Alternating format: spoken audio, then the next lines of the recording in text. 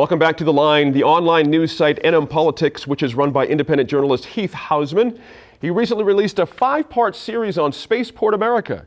The spaceport was constructed during the administration of Governor Bill Richardson. It was supposed to be an innovative start to a new industry in New Mexico, an opportunity in southern New Mexico where oil and gas drilling was the main driver of jobs and economic development. But it's still unclear whether the facility is in fact having a significant economic impact, Sophie, on our state. Interesting series. I got to tip the hat to Heath. Oh, absolutely. Really terrific. He did a good job with it. We all needed the catch up, didn't we? We've all sort of looked away for a while Spaceport has been sort of just getting there. So, right. Your takeaway from the 5-part series, though, are we on the right track? Employees are coming. In many ways, the biggest takeaway from the 5-part series, if you ask me, is the difficulty in getting good information about what's actually happening at Spaceport America, getting down into the nitty-gritty.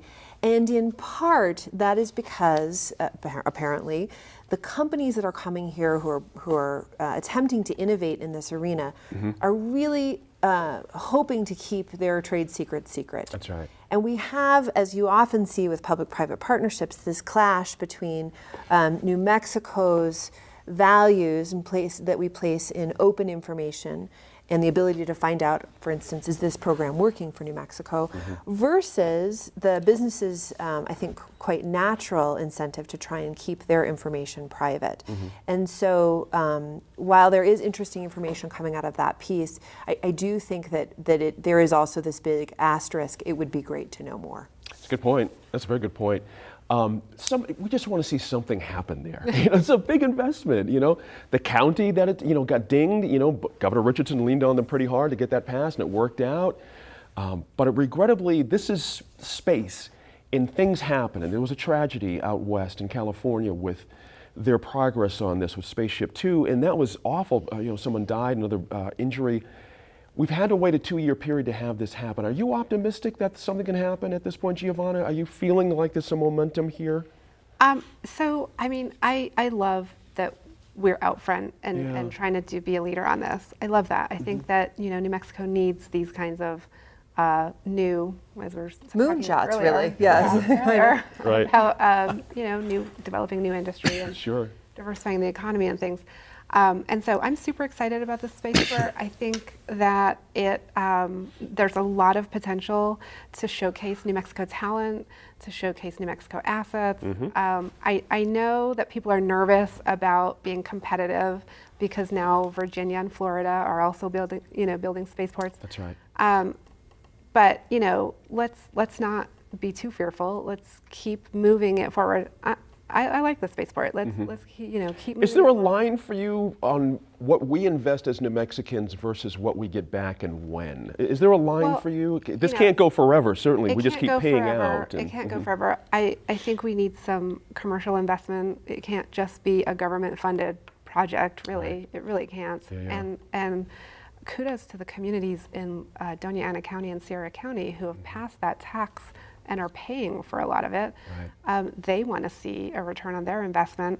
And if we don't give them what they voted for, that impacts our ability to ask them to vote for things in the future when we need taxes for other things. So again, back to, I think, Sophie's point, we do need to create a culture of openness and trust with these projects. Right. And so I would say that that's really important. That's a good point. Marcia, your thoughts on this? I'm curious where you're coming down on this one. I think that we are on the verge of very exciting times.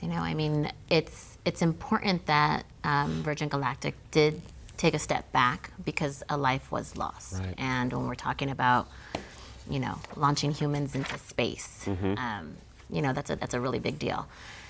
But one of the things that I do think is going to be beneficial if and when this does start moving the way that we have envisioned it to be, is that we have really great young people that are being developed and cultivated in places like NM Tech that can hopefully move into these types of jobs in the future. And at the same time, although we are looking at other states getting involved in the space, in commercial space flight, our very specific spaceport is the only one that has already been created just for these types of commercial flights, right? And then we also benefit from places from it being so close to White Sands, where it's already a no-fly zone. That's right. So, and again, our elevation in and of itself is something that's going to get us to space faster, as opposed to, you know, being sea level, like in Florida. That's right.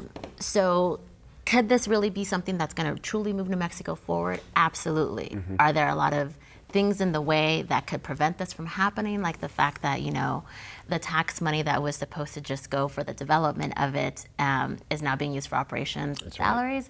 Yes, there's a lot of things that are stopping this growth. But I would like to believe that if, you know, give it a few more years, and hopefully they're going to, the spaceport and Virgin Galactic, which is, you know, the largest investor in it, they're going to get to where they're trying to be, and hopefully it's going to help us, because like I said, we need every job that we can possibly get here, and we cannot just keep on depending on just any job that's going to help people survive. People need jobs that are going to help them succeed, and these are the types of jobs that can be developed into careers for people. That's a good point. You know, we're at the end of the day, Tom, we're talking about a tourist experience, as it's been called, but for a select type of person. It's not for everybody. You can't just walk down there and like you're paying to get on. You know, $200,000. That's right. We'll get you a seat. But the reason I bring that up is we don't know what the marketplace is going to respond here. We really don't know if that price is attractive, if the area where this is going to be happening is attractive to those kinds of people that have that kind of money. We really don't know. So I just don't, to your mind, how do we ensure something like this has some success? Should we be investing even more as taxpayers here to really give this a full boat ride, as they say? I mean, Well, yes, I think in order for it to be successful, you're going to need to provide some additional investment. But you know, right now, the spaceport has a great opportunity to share a story. But they're, because of their public information policies and their approach to research to handle things in-house. I mean, you get $1 million from the state, you should be able to set at least $15,000 aside to do your own third-party economic impact study. That's a good point. But they're playing marbles with diamonds, and those diamonds are the public's trust. They have a lot of trust in the southern counties, but the rest of the state, nobody really knows. They think it's a big boondoggle. And so, you know, they really have a chance to, you know, turn this from a space oddity into, you know, a really great opportunity to share what that spaceport story is.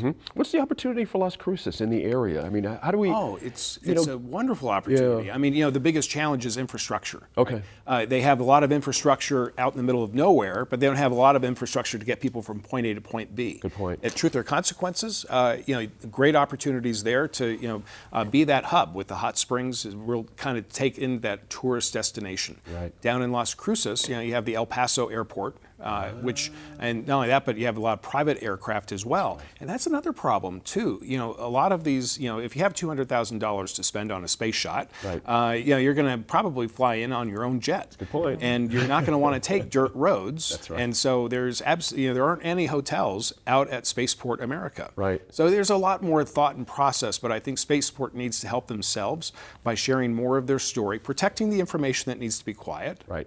But you know, really kind of, we're all in favor of it. Let's give us a reason to believe. That's right. Let's get some lift off, as they say. Thank you all. Good stuff on a Friday night. Busy week, that's for sure.